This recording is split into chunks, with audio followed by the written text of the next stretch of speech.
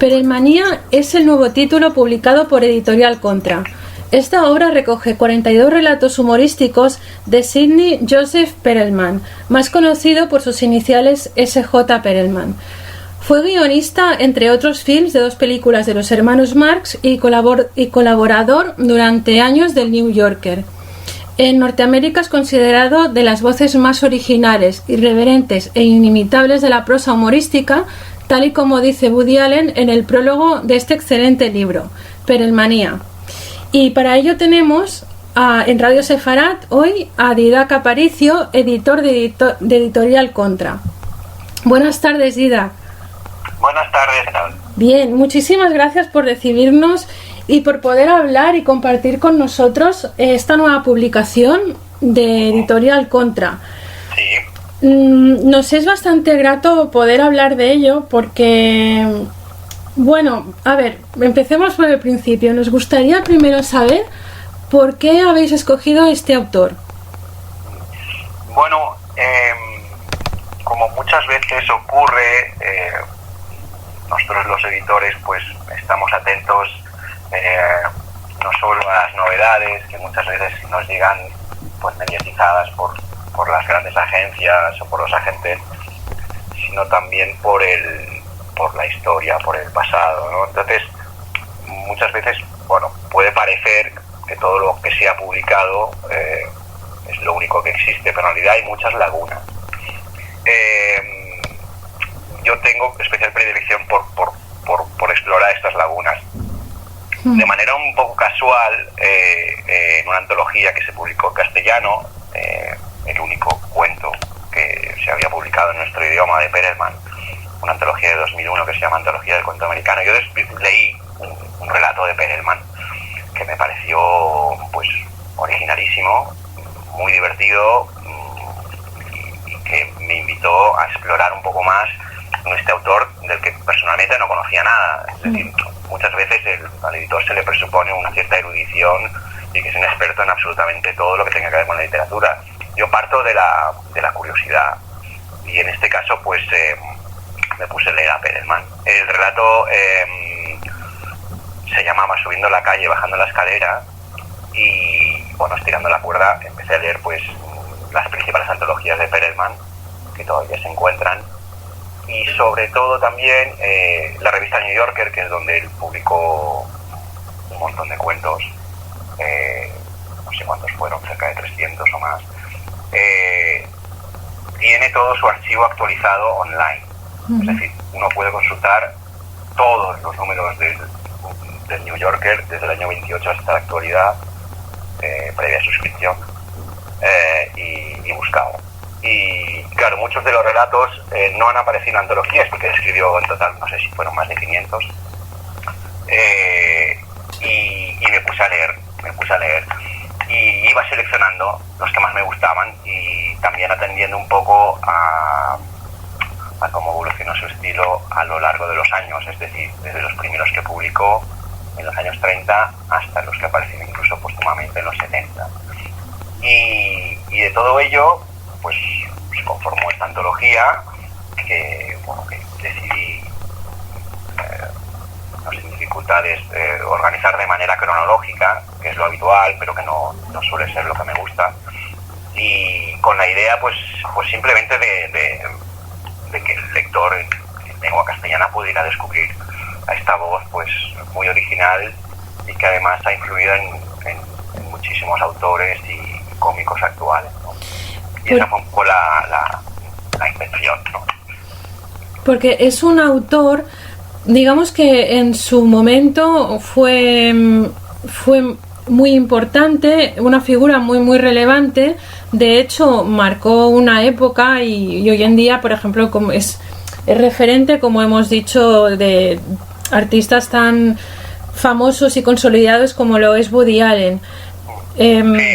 Actualmente, claro, esto es una joya. Esta publicación que habéis realizado es una joya porque rescata una figura de suma importancia para el humor, de la sátira, incluso de la historia de una época muy determinada en Estados Unidos, y nos la habéis vuelto aquí otra vez. Y una cosa que nos gustaría muchísimo comentar es mencionar el trabajo del traductor David Paradela, Sí.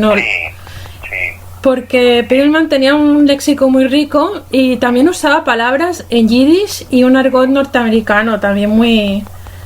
Sí.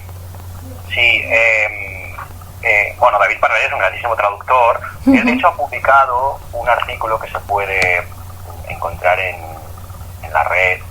Si tecleáis David Paradela Perelman, pues él ha hecho una especie como de diario, en el cual él explica las dificultades que tuvo como traductor a la hora de enfrentarse a este autor, cuyo léxico es efectivamente, como mínimo, complejo, porque, bueno, él tiene esta especie de fascinación por literaturas y voces que no son estrictamente norteamericanas. No solo ya el yiddish.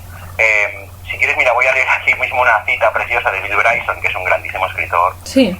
que explica muy bien esto. Dice: su vocabulario era el resultado de una inmersión profunda en la ficción pulp y las películas de gángsteres, clásicos de la literatura francesa, textos científicos del siglo XIX, arcanos, libros de geografía, manuales de náutica, relatos de aventuras y privación, y todo diccionario no abreviado de la lengua inglesa jamás compilado. En consecuencia, parece que no hubiera ninguna palabra del léxico indoeuropeo que no pudiera emplear con finalidad cómica o perturbadora. Bueno, esto es un poco la idea. Él buscaba sorprender, o el efecto de humor, los efectos humorísticos de sus cuentos muchas veces suceden por la selección de una palabra extraña, un elemento extraño que irrumpe y que crea una voz y también un personaje que sería el propio narrador y que muchas veces podemos identificar con el propio Perelman, que vendría a ser algo que he heredado mucho Woody Allen, que es esta especie de entre snob, bueno, digamos un poco pedante, también cobarde, ¿no? Esta especie de figura entre el snob cobarde, muy culto, muy cultivado, neurótico, hipocondríaco. Entonces esta figura, que yo creo que la inventa Perelman, ha llegado a nuestros días con una fuerza muy evidente en los personajes de las películas de Woody Allen, ¿no? Pero esto parte de él. Si uno lee el libro, una de las cosas que reconocerá enseguida es esta especie de personaje judío, neoyorquino, hipocondría, como decía, que ha popularizado mucho Woody Allen. Y él, bueno, Woody Allen lo ha reconocido, ¿no? Tenemos la oportunidad de incluir un prólogo que es muy breve, pero que es, bueno, bastante contundente, ¿no? Sí. ¿Y cuál ha sido el criterio de inclusión de estos 42 relatos? Bueno, como te decía, básicamente, bueno, también hay que decir, ¿verdad?, que de los no sé, yo habré leído pues 300, no todos son, digamos, o algunos han acusado más el paso del tiempo, o son cuentos que igual no tienen tanta gracia leídos hoy en día. Yo, sobre todo, me he guiado por la intuición, por escoger cuentos que explicaran un poco la trayectoria, porque el humor y la extensión de los relatos y los temas no son los mismos en la década de los 30 que en la de los 60 o los 70. Entonces, pero sobre todo he escogido los más graciosos, los más divertidos, los más sorprendentes, los que creía que podían gustar más.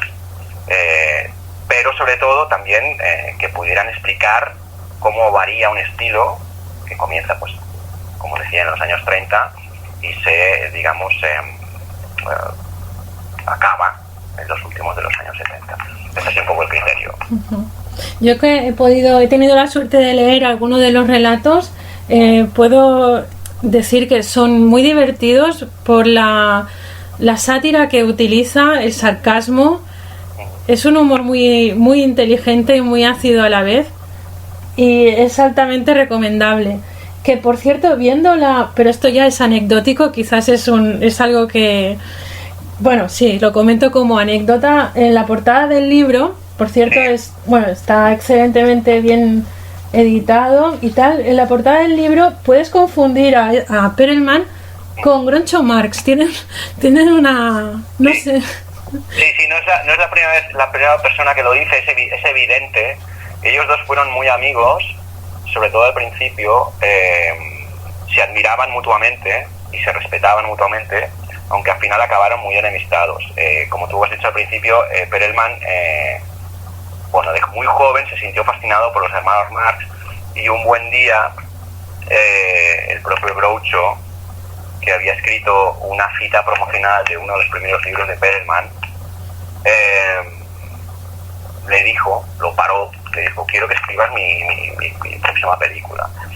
Y ellos después establecieron una amistad que además está muy bien explicada, esta tensión o esta admiración mutua, también los desplantes que tenían por ambas partes, que se llama Yo siempre te llamaré Snorrer, mi explorador africano. Snorrer es efectivamente una palabra en yiddish. Y ahí explica un encuentro que de ambos, del narrador, que es el propio Perelman, con Groucho Marx durante el rodaje de una película de Groucho en Hollywood. Y sí, eran los dos muy parecidos, tenían este humor así muy salvaje, que digamos que atentaba contra la moralidad imperante y que rozaba el límite de lo impúdico, ¿no? Precisamente en la fotografía de la contraportada, yo veo a Perelman y veo a Woody Allen también, es decir, era muy parecido a Groucho, también a Woody Allen, ¿no? Sí. Es verdad. Es así. Al final todos se parecen. No, bueno, sí.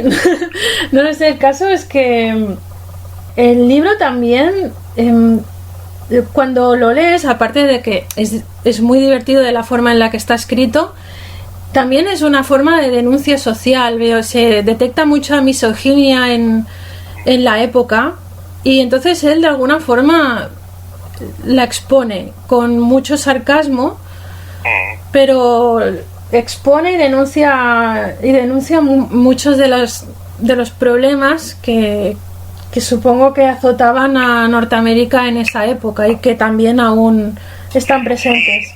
Sí, yo creo que lo bueno es que de hecho se le tildó muchas veces de no, digamos, de estar